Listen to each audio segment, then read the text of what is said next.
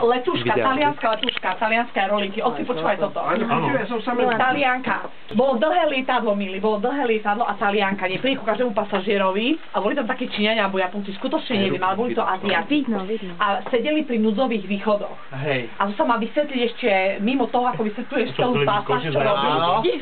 Nie, vysvetľuje sa ten normálny proces, čo robiť v prípade emergency, keby sa niečo stalo a tak. Nebezpečenstva. No oni práve sedeli, tí ľudia, Číňania, whatever, sedeli na tých núdzových východoch a to je ešte extra vysvetlenie, hej. No a teraz prišla k nim, ale im hovorí. Ja sa budem snažiť ja by som dostala povedať talianské, a už sa letelo? Ešte pred odletom. Pred odletom, no. A ja som dostala povedať po taliansky alebo po anglicky, a tak nepovedať, tak sa budem snažiť slovensky v talianskom znení, hej. Príde k tým pasažierom a hovorí. Italiano? Speak Italian?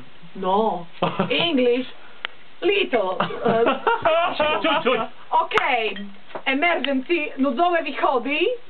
Keď emergencia dáš dole a letíš. OK, dobre, super, ideš.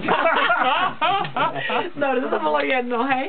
A vôbec nevysvetľovala nič, potom tam boli iba napisy, keby to taký, jak Piero povedal, bol tam int, tam boli normálne nakreslené dvere, že zoberieš dvere, vyhodíš vonku a potom ty letíš, vieš. Áno, to páchovanie, hej. Ďalšia letúška talianská vyzerala úplne, jak by pila celý týždeň, úplne zdrogovaná, zvolená. To bolo Let Rim Milano. Príde k nám a pýta sa. Vy letíte často? Yes. OK, vám nič vysvetľujem. Dobre, ďalší. To talianské aerolinky? Talianské, ale Itália, to sú asi najlepší stevardi. A to je som. Oni majú žiadnu motiváciu už, lebo oni, keď v talianských aerolinkách sa ako dáš tým aerolinkám, pracuješ aj 30-20 rokov. Nie ako Emiráty, vieš, tam sa každé 3 roky menia, takže máš motiváciu zarobiť a ideš ďalej. A tam sú platy cez 100 000. Ale také talianské aerolinky možno 30-40 000 finish. Vieš, a oni majú motiváciu, milí, zmasnené vlasy v cope, tak ak by nespala za 2 týždne, úplne krúžiš s tými pod očami. My letíš často, letíme, OK, stačí, dobre, idem ďalej.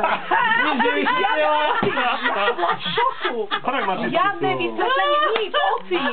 Ďalej, pýta sa ma, lebo dávali potom dezerty, vody a také veci, nie? A pýta sa ma, sladké slané. A ja, OK, dobre, sladké slané, ide ďalej. Úplne, oci, vôbec sa tu nič. Ja som toto v živote nevidela, oci, to musíš vysvetliť pasažierovi, vieš, ako toto čo robí, aj keď to vysvetľuje každý deň, a to musí aj 10 krát za deň vysvetliť. Prosím, dámy sa nebavila, letíte často, hej, dobre, nič vám nebudem hovoriť, idem ďalej. Doslovne prístup, ale po taliansky.